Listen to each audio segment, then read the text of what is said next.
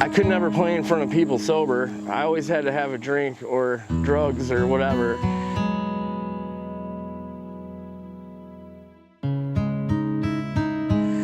I was a great functioning addict.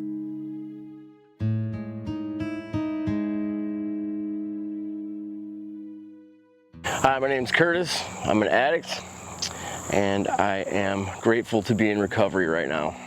I grew up in a middle-class family. I wasn't raised in the church. I didn't know a whole lot about God or Jesus. My parents were divorced when I was 8, and that's kind of where all the troubles began. So I always blamed that as the main reason that I started using drugs and alcohol to cover up that pain, because it killed me that they got divorced. When I first got started, I was 12 years old. We would steal liquor from the local grocery store. We had a friend that worked there, and he would let us in the back door, and we would steal liquor.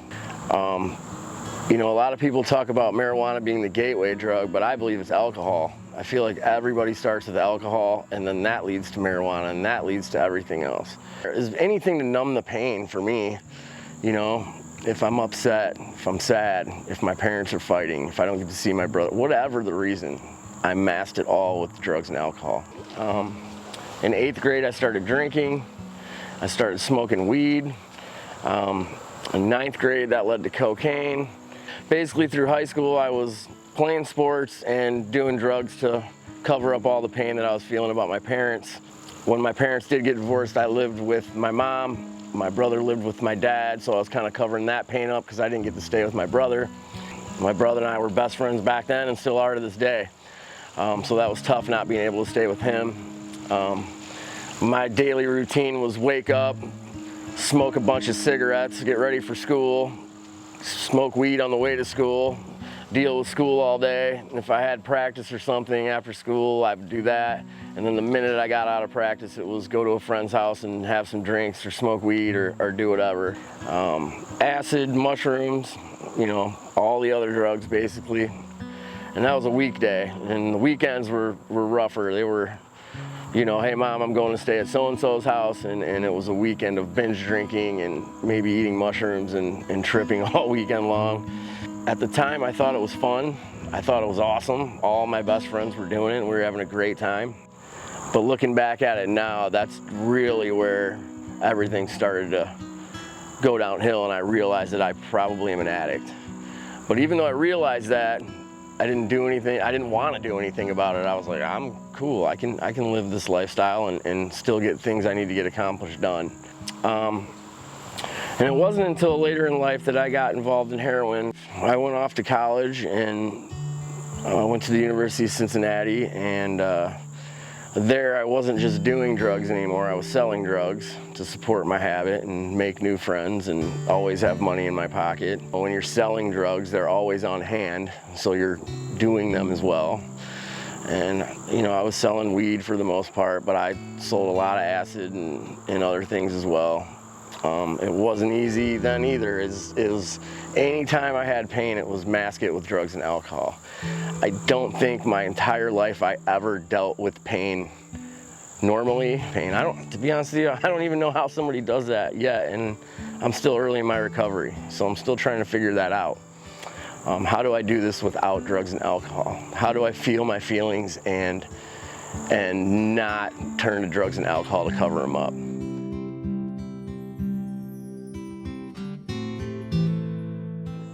Now, later in life, I have my own daughter. She's 11 years old, and I have full custody of her, and I'm a single dad. What happened was I lived with my mom, and she was the most phenomenal single parent ever. So I feel like she taught me how to be a single parent. She showed me what I needed to do. She showed me how tough it's gonna be. I mean, everything that involves being a single parent, she went through and showed me how to deal with it, how to wake up every day and not complain about it, how to wake up every day and be willing to do anything for your child.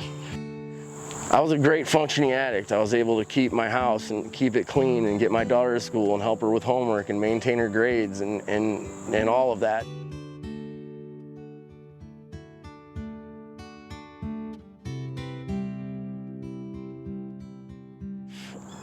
When I did get custody of my daughter is when I started to use heroin excessively.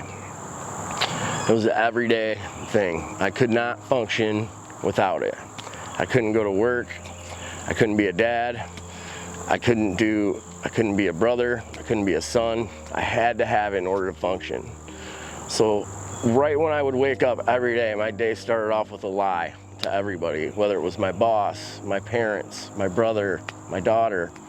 I've got a circle of friends that I've been friends with since kindergarten, and I've been able to hide it from them the entire time. My brother, who's my best friend, like I said earlier, I've been able to hide it from him the whole time. My parents had absolutely no clue at all what was going on at all. I would lie about everything. In order to be able to get high and not be sick on vacation, I had to drive. So I would literally say that I was scared to fly, but it's completely false. And it got dark, and I never knew how to say, hey, I have a problem, or hey, I need help, because I was always worried of the consequences if I did that. If I admitted that I had a problem with heroin, they're gonna take my daughter away from me. If I admitted that I had a problem with heroin, I'm gonna lose my job. If I lose my job, I lose my home, I lose my car, I lose everything. So admitting that fact was very difficult because I was scared of the consequences.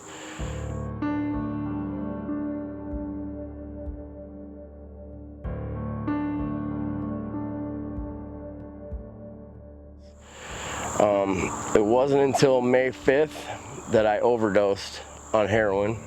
I dropped my daughter off at dance class. I then proceeded to go get heroin. I'd bought it from my normal drug dealer that I've been going through for years, 4 or 5 years. Every day, same guy, every day. Same thing every day. And that day, when I bought what I bought, my daughter was at dance, and I had bought the same thing I thought I've bought a million times over the years. Took my daughter home from dance. She went to go take a shower, and I went out in my garage and did the heroin. 11 minutes later, I was completely unconscious on the floor. My 11-year-old daughter found me in the garage, completely unconscious and not breathing. If she hadn't have done that, and it would have been a few more minutes, I would have died, for sure. I already wasn't breathing when she found me, and she proceeded to go get the neighbor who did CPR on me and keep my heart going until the EMT could get there. Once the EMT arrived, I stopped breathing again. They had to shock paddle me back to life, and then I had a seizure. And they couldn't figure out why I was having these seizures, so that became an issue. And there were all these things happening that didn't go with just a normal overdose. They kept having to do CPR on me because my heart would stop. I ended up having a stroke and 5 seizures that night from the time I got in the ambulance to the time I got to the hospital. I get to the hospital, heart stops again, they shock paddle me again, and then I proceed to have 2 more seizures. So I had 5 seizures in total, and then they told me I also had a stroke. I was in a coma for 4 days after that, and then I was in the ICU for 7 days after that. And when I did get out of a coma, the doctor came into my room in the ICU and asked me, "Do you know what drugs you took that night?" And I said, "I thought I was buying heroin." And he said, "No, you snorted an elephant tranquilizer, and it was enough to kill a 6,500-pound animal." And I weigh 180 pounds, so 11 minutes after doing it was the reason that I stopped breathing. But it just goes to show you, you have no idea what you're getting. It doesn't matter if you've been going to the same drug dealer for years. It doesn't matter if you do the same amount that you've been doing the whole time you've been an addict.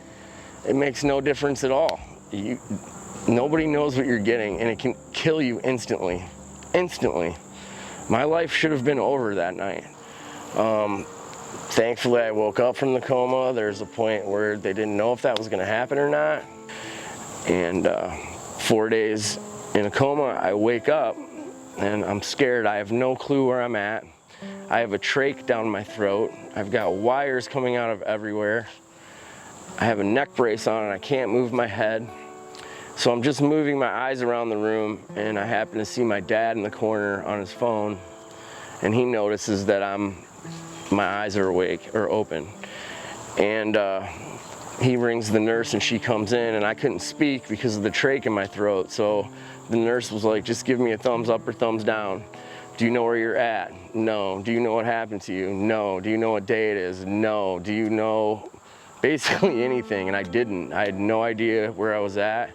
When all of those things that happened to me happened, I don't remember any of it. I don't even remember passing out in the garage. I don't remember that. So to wake up to that, I was terrified. I was absolutely terrified. It was pretty scary.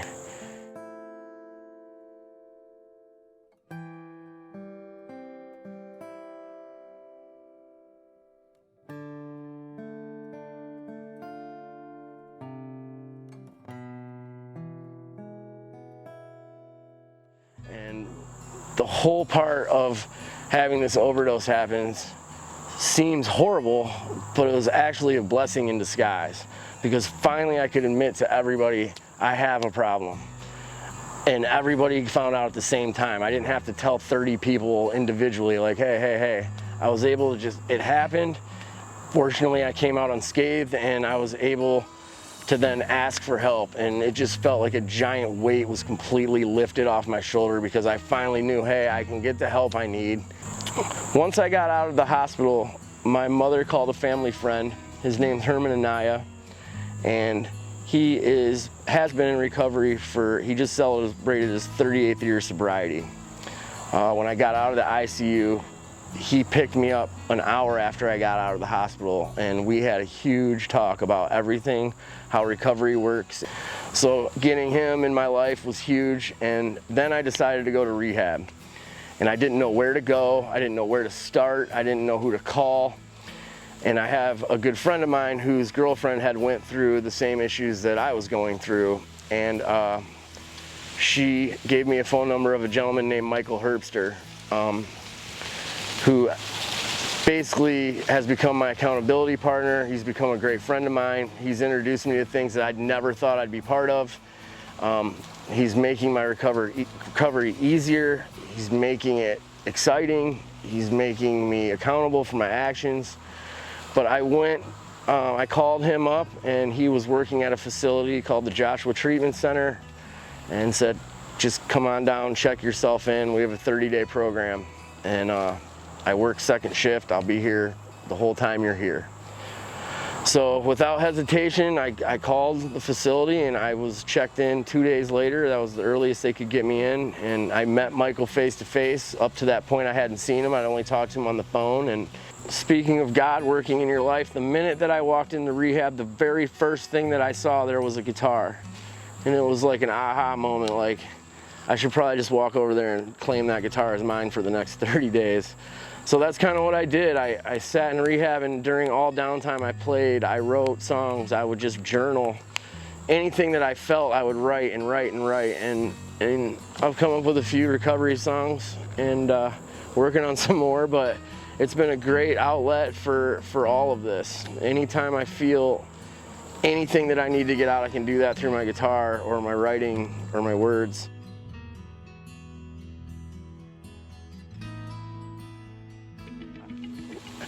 Because this all happened, I was curious about God, but I didn't know how to go about finding out anything about God. Where do I go to church? How do I meet a pastor? All of these questions I had, Michael was able to answer for me and introduce me to God, and I was saved in that facility, and it was an amazing feeling. You know, I hadn't done that before in my whole life, and I just felt like a wave of happiness come over me and relief, and I felt like it was, besides my daughter being born, it was probably the best day of my life. He introduced me to the Bedford Alliance Church. I attend the recovery group there on Wednesday nights, and it's where I met Pastor Steve and my forever family, basically. We hold each other accountable for our actions, and I need that. I'm an addict. I was a professional liar for 25 years. I can't lie to these guys. They know. They're the same as me. They can spot it a mile away. In rehab, it's really easy to stay sober. You're told what to do every minute, every hour. You're told when to eat, when to go to bed, and everything. So it's really easy to stay sober in rehab. What I was nervous about was getting out. Now, I have my, I still had my home, I still had a daughter to raise, and I still had a bunch of freedom. I was never in trouble with the law or anything, so it was just me dealing with my demons, and that's it. So to get out, I decided to join Joshua's intensive outpatient program, where I went 5 days a week from 9 until noon. I joined an AA group on Monday nights, which became my home group. On Wednesday nights, I went to recovery Bible study at Bedford Alliance. On Thursday nights, I went to AA meetings. Saturday nights, I went to AA meetings. And Sundays, I went to church, all to keep my sobriety intact. And anything that I had to do, I was willing to do so that I didn't go back to using or I didn't relapse. I had to absolutely put in all the work to get to this point. You can't just get out of rehab and say, okay, I'm going to go one day this week, and you're just making it way harder on yourself. The work has to be put in, the work has to be done, and if you do, can't even, in 5 months, how different my life is from where it was 5 months ago. Music to me has always been a big part of my life. I could never play in front of people sober. I always had to have a drink or drugs or whatever. So now to be back playing guitar and writing music and then singing in front of people, even small groups, I get butterflies and I get really nervous about it. Now I'm basically relearning how to play in front of people. And I'm at the point now where my sobriety is a lifestyle. Everything I do is for my sobriety, everything. Since I got out of rehab, I haven't missed a Wednesday night group, and I've missed church once on Sunday in the last 5 months. Tomorrow will actually be my 5th month anniversary of being clean, and that's the longest I've been clean in 25 years.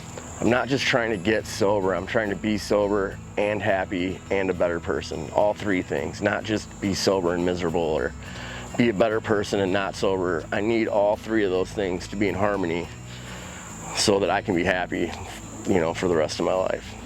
It's been an awesome journey, and I can't wait to see where it goes from here.